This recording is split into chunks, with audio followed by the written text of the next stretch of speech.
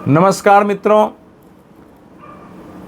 इस समय ईरान बौखलाया हुआ है। उसकी बौखलाहट स्वाभाविक है, गुस्से में है। और उनके नेता चाहे अयातुल्ला अल खामेनेई अमेरिका को परिणाम भुगतने की चेतावनी दे रहे हैं, जायनिस्ट राज्य को यानी इजराइल की यहूदी राज्य को नष्ट करने की बात कर रहे हैं कि उसने युद्ध शुरू किया है तो उसको इसका खामियाजा भुगतना पड़ेगा। उनके जो नए आर्मी चीफ बने हैं, सेना के नए आर्मी चीफ बने हैं मेजर जनरल अमीर हातमी, उन्होंने कहा है कि हमने कई बार अमेरिका का सामना किया है, युद्ध आपने शुरू किया है तो हम उसको समाप्त हम करेंगे, खुशी खुशी लड़ेंगे। और उन्होंने अंग्रेजी में बयान दिया, यानी ट्रंप का सामने तस्वीर रखते हुए बोल रहे हैं। यानी डोनाल्ड ट्रंप अमेरिका के जो राष्ट्रपति हैं उनको संबोधित कर रहे हैं अंग्रेजी बोल के। वैसे फारसी में बोलते हैं ईरान के सब अधिकारी, फारसी में बोल रहे हैं। मसूद पेजेस्कियन साहब वहाँ के राष्ट्रपति बोल रहे हैं, जो अब्बासी साहब हैं वो बोल रहे हैं, तो सब बोल रहे हैं। ईरान की संसद ने हार्मुज जल डमरू मध्य को बंद करने की घोषणा की है कि वहाँ से जहाज़ों को नहीं गुजरने देंगे और कोई भी जहाज़ जिसमें अमेरिकी सामान होगा वो भी हमले का शिकार हो जाएगा।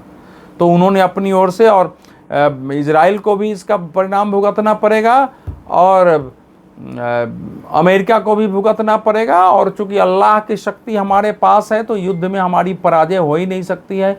इनको पराजय हो गई जिनको वो शैतानी ताकत मानते हैं। अब इसके कारण एक भय पैदा हुआ है जो हमारे यहाँ भी दूर से, कि भैया इसे विश्व युद्ध छिड़ जाएगा, कुछ भी हो जाएगा।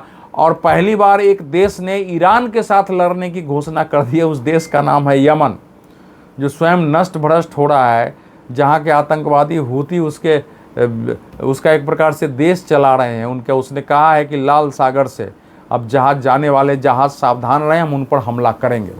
तो ये स्थिति वहाँ हो गई है। लेकिन क्या ईरान जल डमरू मध्य को बंद कर लेगा, इस पर चर्चा बाद में करेंगे। प्रश्न यह है कि अयातुल्ला खामेनेई हैं कहाँ, उनके पुत्र मोबजादा हैं कहाँ, दोनों पिता पुत्र और पूरा परिवार कहाँ है? क्योंकि सामान्यतः अयातुल्ला अल खामेनेई शुक्रवार को अपने नमाज के बाद वो जो जो बोलते हैं वो बोलते नहीं दिखाई दे रहे हैं। उनके टेप भी, वीडियो नहीं चलाए जा रहे हैं कि आज उन्होंने ये बोला है। तो कहाँ है, कैसे छिपे हुए हैं? क्या यह दो स्थिति इसके बारे में कहा जा रहा है कि या तो वो देश छोड़कर भाग गए हैं और वो रूस पहुँच गए हैं, और रूस में उनके सीरिया के राष्ट्रपति असद भी हैं उनके साथ, और पुतिन के साथ विचार विमर्श कर रहे हैं क्या किया जाए, कौन साथ देगा। या वो ईरान के अंदर, मतलब उनको ऐसी कहा गया, पहले यही थे कि उनको बंकर में पूरे परिवार को छिपा कर रखा गया है कि वहाँ तक जो है बस्टर बम भी अमेरिका का नहीं पहुँचे, परमाणु अटैक हो तब भी वो बच जाए। ऐसी जगह कौन सी जगह हो सकती है? हो सकता है ईरान ने कुछ बना के रखा हो, लेकिन उनका कोई वीडियो तक नहीं आ रहा है। ये भय बताता है कि उनको भय है कि ईरान की जो एजेंसी है, अगर हमने वीडियो किया तो उस स्थान का भी किसी प्रकार से पता कर ले सकता है। तो जाहिर है उनने पहले ही वहाँ के सैनिकों को, सरकारी अधिकारियों को नेट वाले किसी भी कम्युनिकेशन से दूर रहने का सुझाव, कि मोबाइल नहीं, लैपटॉप नहीं चला सकते, पहले ही दूर रहने का पता गया था। क्योंकि लेबनान में जो पेजर विस्फोट हुए थे और उसके बाद जो स्थिति हुई थी उससे वो सशंकित होंगे, तो उनका कम्युनिकेशन किससे होगा? और अभी उन्होंने ये किया है कि अपने लिए 3 ऐसे उत्तराधिकारी के नाम दिए हैं, जिनके में से कहा है कि तुरंत उनके उत्तराधिकारी का चुनाव कर लिया जाए।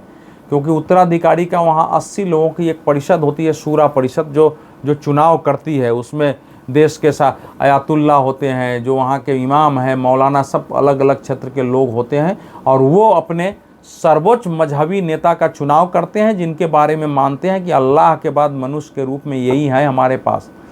एक तो अल्लाह है जिनको हम देख नहीं सकते हैं, दूसरा उनके रूप, उनका ये अल्लाह के ही भेजे हुए दूत हैं या जो भी हैं, ऐसा मान्यता है। और वो अयातुल्ला हैं जिनको आयतुल्ला का मतलब आयत को पूरी तरह जानने वाला, अनेक अर्थ उसके लगाए जाते हैं।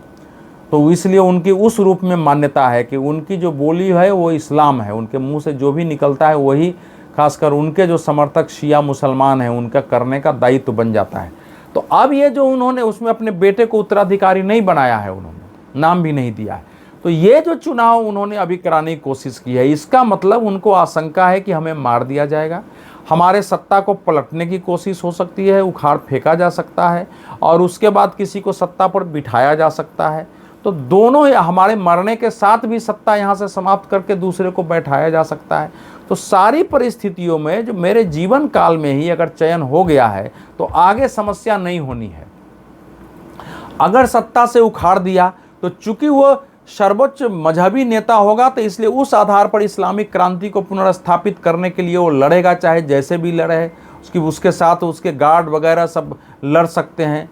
अगर वो सत्ता हमारी बची हुई है, मेरी मृत्यु हो गई, मुझे मार दिया गया, तब भी वो रह के नेतृत्व दे के लड़ा सकता है। तो हर प्रकार की आशंकाओं का वो कर रहे हैं। तो इसका मतलब एक पूरा एक डर व्याप्त है अयातुल्ला खामेनी पूरे ईरान के शासन में, वैसे भी जिसके सारे कमांडर, सेना के शीर्ष अधिकारी मार दिया जाए। आपने आज किसी को युद्ध का कमांडर सेना इन चीफ युद्ध काल का बनाया, 4 दिन में मार डाला जा रहा है।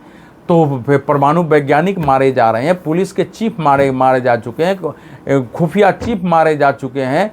प्रमुख परमाणु स्थलों पर अमेरिका ने जो उनका फोर्डो है, नतांज है, इस्फहान है, जो मेन उनके रीढ़ के थे, वहाँ हमला करके कहा है कि नष्ट कर दिया। उन्हें बस्टर बंकर मारा है जो 60 मीटर अंदर तक जा करके वो ध्वस्त कर सका। अंदर जाने के बाद ही वो फटता है और वो ध्वस्त करता है। वो ऐसे ही परमाणु केंद्रों को ध्वस्त करने के लिए ही उसका अमेरिका ने निर्माण किया था।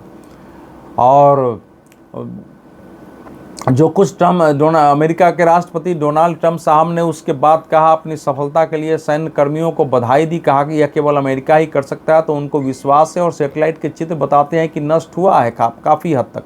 हालांकि ईरान का कहना है कि हमने वहाँ से अपने सामान, न्यूक्लियर सामान पहले ही हटा लिए थे, हो सकता है हटा लिए हों। और इजराइल लगातार अभी भी उन सब जगहों को जो बचे खुचे हैं हमला कर रहा है। पहले इजराइल ने ऊपरी भाग को काफ़ी हद तक ध्वस्त करने की कोशिश की थी, जो बचा कुचा काम था उसके बाद अमेरिका की भूमिका आती थी। तो अब इस समय जो पहले ऐसा लग रहा था कि अमेरिका शायद अयातुल्ला खामेनी को मारने की कोशिश नहीं करेगा, अयातुल्ला खामेनी को हटाने की कोशिश नहीं करेगा, क्योंकि डोनाल्ड ट्रंप ने बयान दे दिया था कि वो कहाँ है हम उन्हें जानते हैं, लेकिन हम उन्हें मारना नहीं चाहते हैं, उन्हें सरेंडर करना चाहिए, समझौता करना चाहिए। अयातुल्ला खामेनी क्या कि वो हमको जानते नहीं है, हम इस्लाम को मानने वाले हैं और हम सरेंडर नहीं करते हैं, हमारी शक्ति से वो अनजान है, उसका परिणाम उनको भुगतना पड़ेगा। वो किसको सरेंडर के लिए कह रहे हैं उनको पता नहीं है। लेकिन बेंजामिन नेतन्याहू ने ये कहा कि उनकी मृत्यु के वो अगर मारे जाते हैं तो उससे युद्ध समाप्त हो जाएगा। अब ये सीधा सा प्रश्न है दुनिया के सामने कि भाई ईरान को इजराइल से क्या लेना देना है। अगर ईरान के शिया मुसलमानों को इस दुनिया में रहने का अधिकार है, सुन्नी मुसलमानों को दुनिया में रहने का अधिकार है, ईसाइयों को इस दुनिया में रहने का अधिकार है, हम हिंदुओं को दुनिया में रहने का अधिकार है, जो दूसरे छोटे बड़े मज़हब हैं उनको अधिकार है, तो ये अधिकार यहूदियों को क्यों नहीं होना चाहिए। अगर कोई एक देश, वहाँ का नेता लगातार कह रहा है कि यहूदियों को धरती पर रहने का अधिकार ही नहीं है और इजराइल तो शैतान का देश है, इसको नष्ट करना हमारा दायित्व है। अब तो अमेरिका को भी कई बार बोल चुके हैं शैतान की धूड़ी, इनको इविल्स जो बता चुके हैं अयातुल्ला खामेनी, तो वो शैतान की धूड़ी बता के उसको नष्ट करना है उनका चाहेंगे। तो कोई आदमी जो नष्ट करना चाह रहे वो भी तो वो तो चाहेगा ना कि भाई जो हमको नष्ट करेगा उसके पहले हम उसको नष्ट कर दें। तो इजराइल का लक्ष्य तो बिल्कुल स्वाभाविक है। भाई आप तय करने वाले कौन होते हैं कि धरती पर इसको रहने का अधिकार नहीं है, और उसके लिए आप दुनिया भर का प्रयास कर रहे हैं, परमाणु बम बना रहे हैं, हथियार जुटा रहे हैं, आतंकवादी समूह पैदा कर रहे हैं, देशों को मदद कर रहे हैं कि इजराइल को ख़त्म करो। और सबसे बड़ी बात है कि ये शायद हम में से कईयों ने, जो लोग इजराइल के प्रति सहानुभूति व्यक्त कर रहे हैं, इजराइल के लिए छाती पीट रहे हैं, हमारे देश की कांग्रेस की सर्वोच्च नेत्री कहा जा सकता है उनको, सोनिया गांधी जी लेख लिख देती हैं कि भारत इसमें है कि भारत को ईरान के साथ खड़ा होना चाहिए। विचित्र स्थिति है। वो नहीं पूछ रहे हैं कि भाई ईरान ऐसा क्यों कह रहा है। दूसरा, ईरान तो पश्चिम एशिया हमारे लिए, जिसको मध्य पूर्व कहते हैं, उसका भाग भी नहीं है, वो है ही नहीं उसका भाग। उसका पड़ोसी कौन है? उसका पड़ोसी है मिस्र, उसका पड़ोसी है जॉर्डन, उसका पड़ोसी है लेबनान। ये तो है नहीं।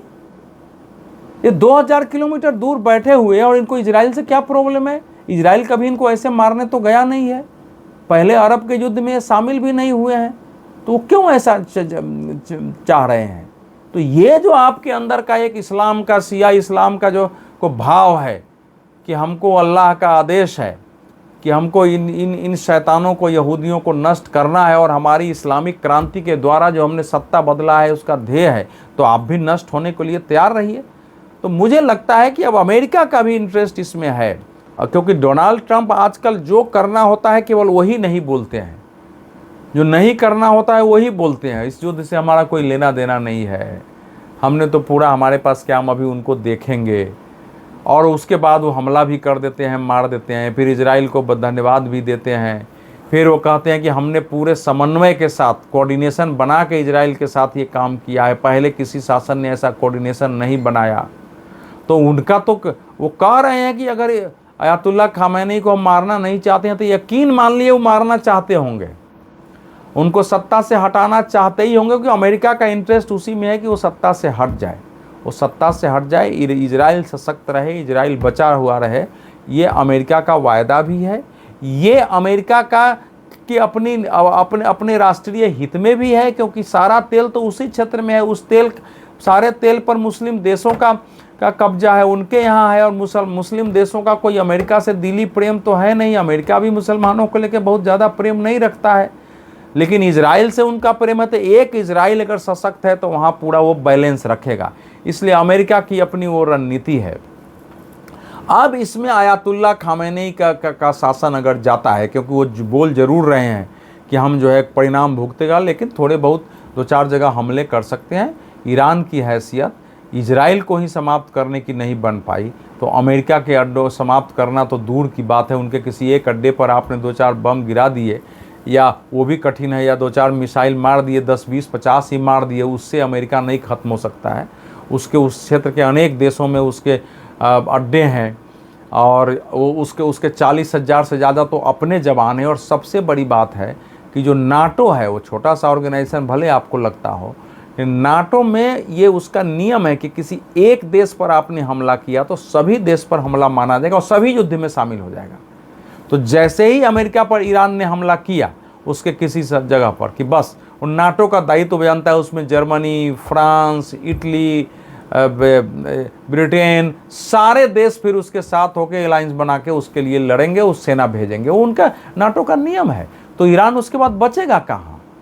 लेकिन अब कैसे ख़त्म करेंगे? मुझे लगता है कि ईरान ने जो सद्दाम हुसैन की इराक में हुआ, या जो कर्नल गद्दाफी के साथ लीबिया में हुआ, उसकी पुनरावृत्ति तो नहीं चाहेंगे, क्योंकि जिस ढंग से सद्दाम को गर्दन काट के मारा गया था, उस समय के राष्ट्रपति जॉर्ज बुश ने भी उसको पसंद नहीं किया था। उनको बयान उन्होंने दिया था कि ये तो ठीक नहीं हुआ है। जिस ढंग से कर्नल गद्दाफी को वहाँ के लोगों ने ही खींच करके, और जिस ढंग से, क्योंकि उनके वो कल्चर है, वो उस ढंग से किसी को मार सकते हैं। दूसरे देशों का वो फांसी पर चढ़ा देंगे, उनको गोली मार देंगे, ये समझ में आता है, उनको सज़ा दे देंगे। लेकिन उस ढंग से खींच करके और मारने का कलमा पढ़ते हुए मारना, ये तो वही लोग कर सकता है। गर्दन रेत रेत के, हाथ काट काट के मारने का वो स्थिति नहीं कहेंगे, वो स्थिति भी नहीं है, क्योंकि इन्होंने इस्लाम के नाम पर, शिया इस्लाम के नाम पर एक बहुत बड़ा बड़ को कट्टर और उग्रवादी और लड़ने वाला बना दिया है, जो इनके लिए खड़ा होता है। पूरा IRGC, ईरान इस्लामी के रिवोल्यूशनरी गार्ड्स कॉर्प्स उसी लिए है, वो उसके अलग अलग 3 विंग हैं। वो एलीट फोर्स माना जाता है, ईरान की मुख्य सेना से बड़ी शक्तिशाली है। तो ऐसे उन्होंने खड़े किए हुए हैं और एक बड़ी फौज उन्होंने अपनी बना ली है। तो वो इराक और उसकी तरह होने अमेरिका को मालूम है, लेकिन वहाँ की सत्ता बदलने के बाद ही वहाँ शांति स्थापित होगी पश्चिम एशिया में। यही बात ठीक है, क्योंकि आयतुल्ला खमैनी ईरान के इस्लामिक क्रांति के जीवित रहते ये संभव नहीं है। वो लक्ष्य छोड़ते नहीं है, प्रतिदिन वहाँ का बयान है इजराइल के विरुद्ध में, उसको चाहेंगे। तो अब ये देखने की बात होगी कि आगे अमेरिका करता क्या है। लेकिन इतनी बात तय है कि ईरान की हैसियत अमेरिका को नष्ट करने की या अमेरिका के किसी अड्डे को तबाह करने की नहीं है। अभी तक यमन को छोड़ के कोई देश उससे लड़ने नहीं आया है। चीन ने, रूस ने चेतावनी जरूर दी है, लेकिन रूस अब यूक्रेन से लड़ेंगे कि इनके लिए लड़ने आएंगे? वो हथियार दे सकते हैं ज़्यादा से ज़्यादा इनको, उनके लिए तो हथियार बिकेगा तो उनको धान आएंगे। चीन भी हथियार से मदद कर सकता है, लेकिन चीन की रेड आर्मी वहाँ लड़ने आएगी ऐसा मुझे लगता नहीं है। दूसरे देश भी कोई लड़ने आएंगे ऐसा लगता नहीं है, ये संभव है नहीं। तो इसलिए आज न कल ईरान के आयतुल्ला खामैनी की सत्ता को तो जाना ही है। इस्लामिक क्रांति का अंत होना, ये कैसे होगा ये देखने वाली बात होगी। और हमको उस रूप में अपनी रणनीति भारत की बनेगी कि आने वाले शासन का भी जो है ईरान के साथ हमारे संबंध कैसे रहेंगे, ये विषय तो हो सकता है, लेकिन इस समय हम ईरान के साथ खड़े हो जाएं। युद्ध नहीं होना चाहिए, शांति होनी चाहिए, ये बात ठीक है। किसी देश को दूसरे पर हमले का अधिकार नहीं, ये भी बात ठीक है। लेकिन कोई देश ये कह रहा हो कि हमको इजराइल को नष्ट कर देना है, तो उसका समर्थन तो भारत नहीं कर सकता है। इसलिए भारत ने दोनों तरफ से बात की है, दोनों देशों से लगातार बातचीत भारत कर रहा है। भारत की ये नीति है, विपक्ष और विरोध यहाँ जो भी करना चाहें करें। लेकिन इस समय अब परिस्थिति ये आ गई कि जल डमरू मध्य को अगर वो बंद करते हैं तो फिर तो अमेरिका के लिए समस्या, अमेरिका फिर उनके पर अटैक दोबारा कर सकता है। हालांकि हार्मुज जल डमरू मध्य एक स्ट्रेटेजिक पॉइंट पर है और फारस की खाड़ी, ओमान की खाड़ी तक जहाज़ उसी से जाते हैं। दुनिया के पूरे तेल का 26% रास्ता वहाँ से जाता है, तो वो होगी। लेकिन दूसरे रास्ते भी बनेंगे और मुझे नहीं लगता है कि वहाँ के संसद द्वारा पारित करने के बाद तत्काल ईरान अभी उसको जहाज़ों पर हमला करने या रोकने की कोशिश करेगा। थोड़े बहुत हमले कर सकते हैं वो दिखाने के लिए कि हम लोग रोक रहे हैं, जहाज़ों को मार रहे हैं, कुछ जहाज़ों को वापस करेंगे। प्राइवेट जहाज़ ही तो होते हैं अलग अलग कंपनियों को, ये सब कर सकते हैं, लेकिन इससे ज़्यादा वो कर नहीं सकते हैं। लेकिन कम से कम एक देश जो पश्चिम एशिया का भाग नहीं है, वो स्वयं तो अपने को जीवित रखना चाहता है, दूसरे को नहीं चाहता है, उसके साथ अगर इस पॉइंट पर उसका खात्मा होता है तो उसका तो समर्थन किया जाएगा। लेकिन वाकई एक राष्ट्र के रूप में ईरान जीवित रहे, वो ये लक्ष्य खत्म हो जाए कि हमको इजराइल को नष्ट करना है या पश्चिम दुनिया के कुछ देशों का नष्ट करना है, ये लक्ष्य समाप्त होना चाहिए। बहुत बहुत धन्यवाद।